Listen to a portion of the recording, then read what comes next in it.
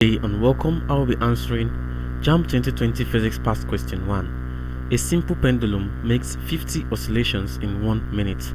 What is the period of oscillation?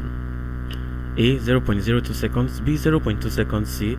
0.83 seconds, D. 1.20 seconds, and E. 30.0 seconds.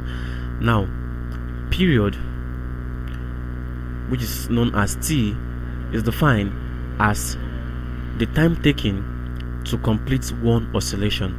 The time taken to complete one oscillation, and period T is equals to 1 all over F. Now F here represents frequency, and frequency is defined as the number of oscillation made in 1 second. So it simply means that frequency is equals to the number of oscillation, which is 50 all over the given time, and that is 60. So we can say frequency is equals to 0.83 hertz or per second.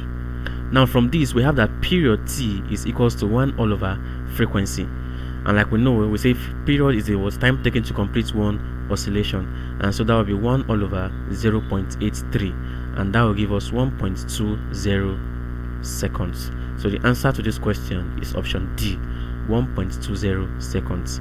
Thank you, and you should subscribe to our channel for more videos and past questions.